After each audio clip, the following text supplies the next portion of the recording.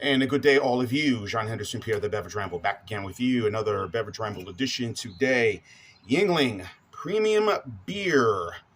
Yes, Yuengling has a premium beer. Yes, it's been around for a long time, but we mostly know or see around many places or all across the country now. Now I think, but not all across the country. I forgot. Yuengling is only in 29 states now. I think they're in Texas now.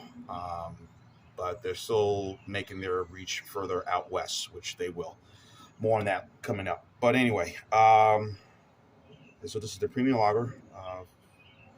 I bought this at Walmart. I was at Walmart and I was getting some prescriptions, and I had walked past to just kind of see what was going on. Walked past, to the beer area, and I saw a suitcase of this. I said, "Oh yeah, I'm definitely getting this today."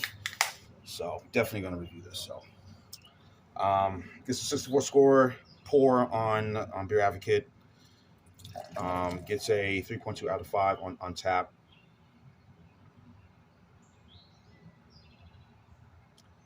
So I had picked this beer up. As I mentioned, picked the beer up at that point. We've been slowly. This beer's been around forever. I'm going to give you the backstory.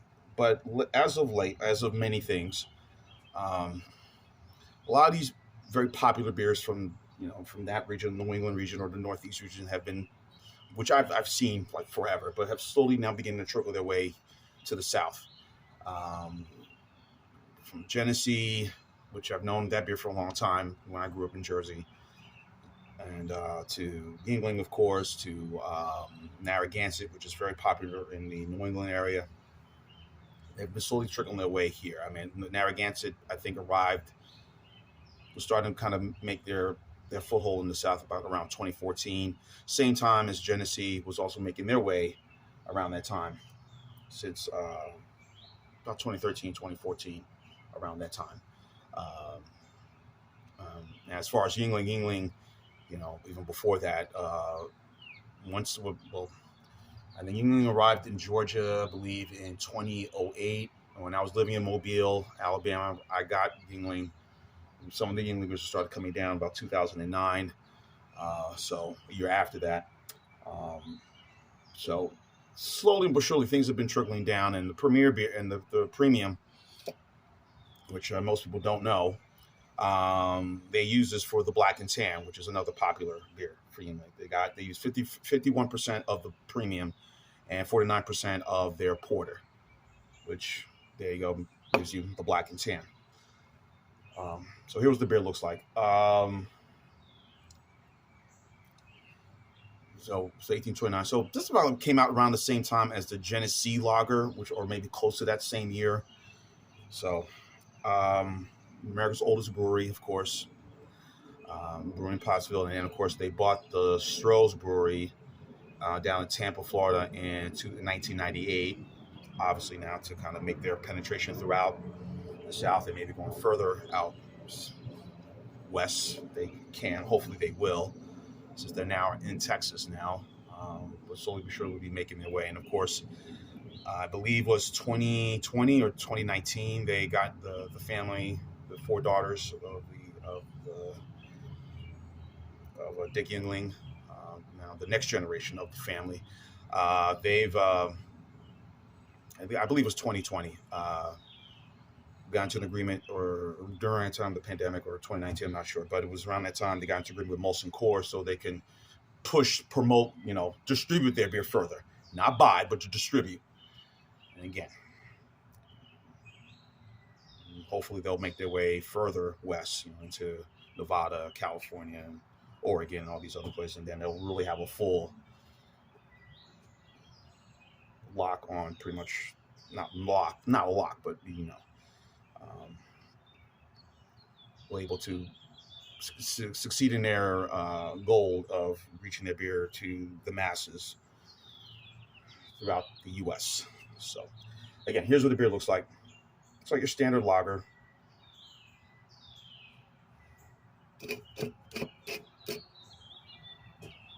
Has sort of a very cream ale sort of aroma to it. That's how broad much they're using, but it's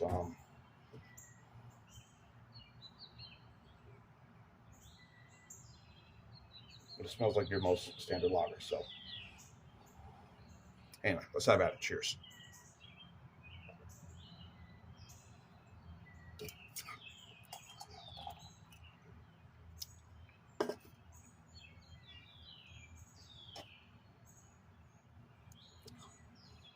Good, crisp.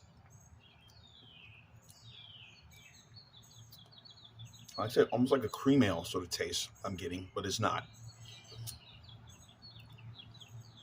I paid like it was $16 for the suitcase, and I got plenty of it, more of it left, so I'm gonna consuming that later in the week. But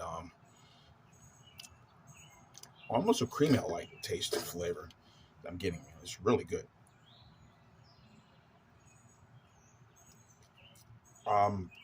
As I mentioned, the traditional lager, which has also been around for a long time, that's their flagship. You also have their light, which is 99%, 99 calorie, and then you have their, of course, I mentioned the Black and Tan. They got the Gold Pilsner, which is very enjoyable. And of course, they come out with their Oktoberfest, which will be coming out in late August. So be here before you know it will be here. You know, also they have I think their summer week still is. It comes out in the summer months. I haven't seen it. I think they still put it out, but I haven't seen it. Even since I've moved up here to Georgia, I haven't seen the summer week. Seasonal, and of course the premium beer and the premium light. So, but the premium beer has been like popping up in a lot of different cities, particularly here in the Southeast. And then when I saw it at Walmart and I said I had to get it, I was going to get it. And for the price for what I paid for it, man, that's even might be become a standby beer just to have in the refrigerator. With 24 cans, $16, you can't beat that. So you can't beat the suitcase price for a Genesee lager too, which I was getting down there. And when I lived in Mobile, it was easy to get the 30 pack and the 30 pack of the lager. But it was mostly the light and the ice that was easy to get.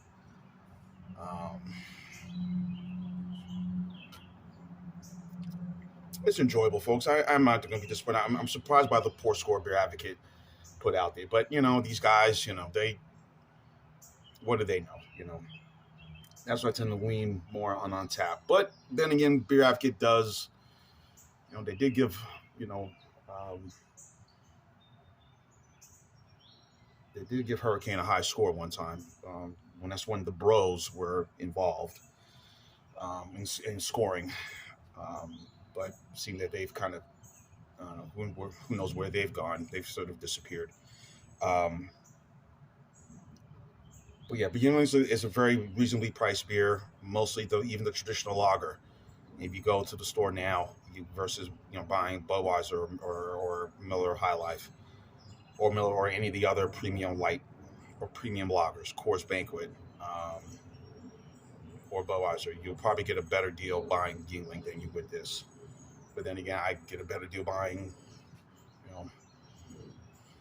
the natural ice, Busch Ice, Bud Ice, versus that. But it was at 5.5%.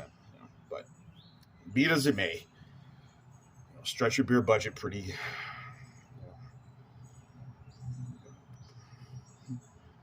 I like stretching my money. Make sure I get a good bang for the buck. So. But I could bring this to a whole cookout. I'm sure people will consume this. I won't get the side eye. What's Yuengling Premium? I won't get the side eye if I bring Busch. But you drink this? Well, ugh. But anyway, superb. I like it. I'm just going to ignore the Beer Advocate score. 3.2 out of 5 on tap. I'll lean to that one. So that will probably be, just for my personal taste, for a adjunct lager, I think it's quite good. I'm gonna go 8.6. So 8.6 for the Yuengling Premium beer. Check it out. Been around since 1829. Like many of these other famous New England style beers, or beers, I should say, from the Northeast. Genesee, this one. I'm going to go back with Schaefer's. Narragansett. All of these have been around forever and still be around. And please, folks, try these beers out. Give it a shot. This is what beer should taste like. So I'm going to go 8.6 B plus, or B, however Mr. Terry want to score it, but B plus for me for the Yuengling Premium beer. Check it out. You may like it. You may. John Henderson, Pierre, the Beverage Rambles, and keep on watching as always. Cheers, live, laugh, and love. Yuengling Premium. Enjoy. I like.